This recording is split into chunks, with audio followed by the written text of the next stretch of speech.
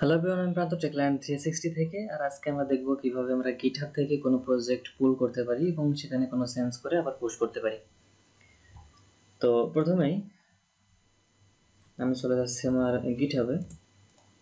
এখান থেকে রেপোজিটরিতে আসার পর এখানে আমি এই প্রজেক্টটা সিলেক্ট করেছি। এটা আমি ধরেন পুল করব।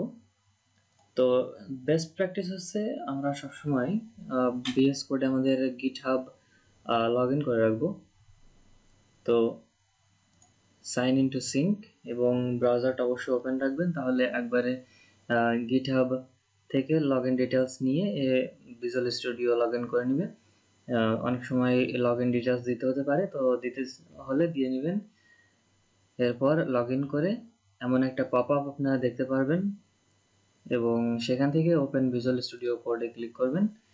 তাহলে এটা কিছুক্ষণ সময় নেবে এবং এর যে গিটহাব অ্যাকাউন্ট আছে সেটা দিয়ে লগ ইন হয়ে যাবে এবং এরপরে সব সেটিং আপনাদের পরবর্তীতে অটো সিঙ্ক হয়ে যাবে, যেটা খুবই ভালো হবে পরবর্তী কাজের জন্য বা পরবর্তী সময়ে নতুন কোনো ডিভাইসে যদি আপনারা VS কোড ইনস্টল করেন সেই সময়ে এই অ্যাকাউন্টটা খুব কাজে দিবে।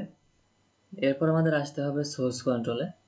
শিফট কন্ট্রোল এবং জি চাপলেও চলে আসবে। তো সোর্স কন্ট্রোলে আসার পর আপনারা দেখতে পারবেন ক্লোন রেপোজিটরি, এটা একটা ক্লিক করবেন। এবার এখান থেকে ক্লোন ফ্রম গিটহাব এটা সিলেক্ট করবেন। এবার এটা পারমিশন চাইবে, অ্যালাউ করে দিবেন।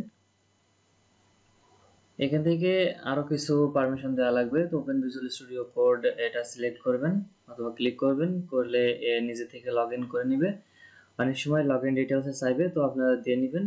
এবার এখান থেকে আপনারা আপনাদের প্রজেক্ট পুল করতে পারবেন। তো আমি লগ ইন পেজ ইউআই এটা পুল করছি। এবারে বলছে কোথায় এটা আমি পুল করব, তো আমি এটা আপাতত ডেস্কটপে রাখছি।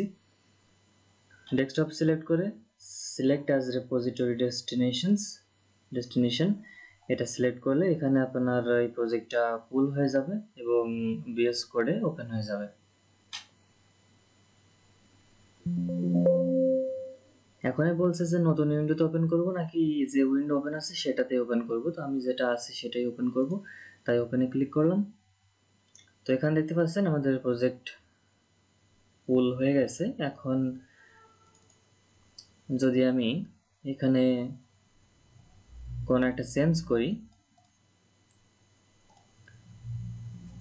এবং সেভ করি, এখানে দেখতে পারবেন যে আমাদের এই চেঞ্জটা দেখাচ্ছে এখানে। তো আমি আগের কালারটা দিয়ে দিচ্ছি, তাহলে দেখতে পারবেন আবার সোর্স কন্ট্রোল থেকে যে এখানে কোনো চেঞ্জ করা হয়নি। সো এখানে যদি আমি সামান্য একটু চেঞ্জ করি তাহলে এখানে আবার দেখাবে যে আমি চেঞ্জ করেছি এবং এটা আমি আপডেট করতে পারবো। তো এখানে আপনি মেসেজ লিখতে পারবেন, মেসেজ লিখে আবার কমিটে চাপ দিলে এটা পুশ হয়ে যাবে।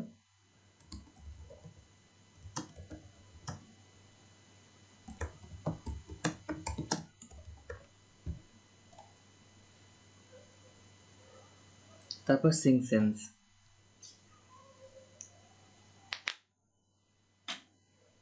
তো বন্ধুরা, এই ছিল আজকের মতো। এভাবে আপনারা গিটহাব থেকে পুল এবং পুশ করতে পারবেন। তো দেখা হচ্ছে পরবর্তী কোনো ভিডিওতে। আজকের মতো এই পর্যন্তই। Bye bye.